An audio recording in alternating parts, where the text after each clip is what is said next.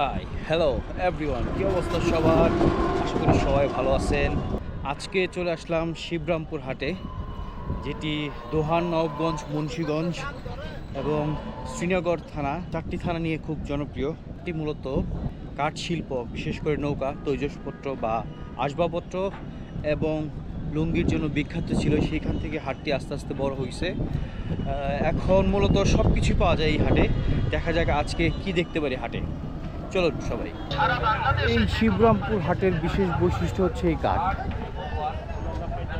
বিভিন্ন টাইপের কাঠের সমারোহ বা কাঠগুলো এইভাবে সারি সারিবদ্ধভাবে আটকায় রাখা হয়েছে, দাঁড় করে রাখা হয়েছে।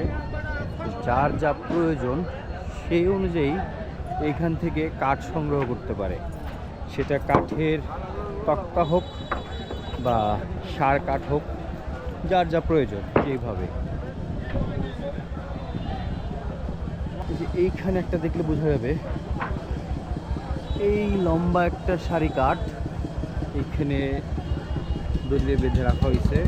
এখানে ছোট ছোট করে পিস পিস করে কেটে রাখা হয়েছে।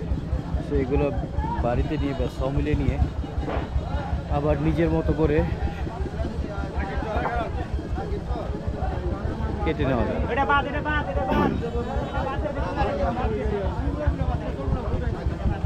দরজার পাটাতল, চৌকাঠ,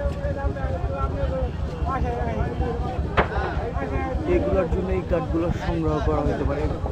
অনেক লম্বা, প্রায় এখানে 20 ফিটস, অলমোস্ট 20 ফিটস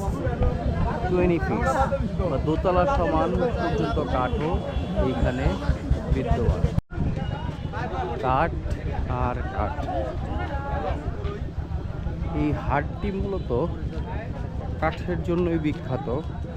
কাঠের আসবাবপত্র, বাসাবাড়ির দালান কোঠা তৈরিতে যে কাঠ প্রয়োজন হয় সেই কাঠ বা যে কোনো আসবাবপত্র তৈরির জন্য কাঠের সমারোহ। কাঠের সারি সারি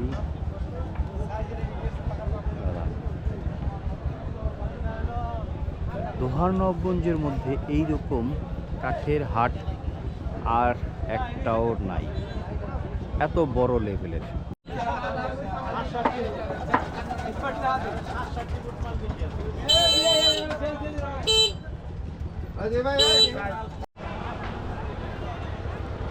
কাঠের পাটাতন বা তক্তা যাই বলি আমরা লোকাল ভাষায়, এগুলো এইখানে সাজানো আছে। এটা দিয়ে আসবাবপত্র তৈরি করা হয় এর জন্য।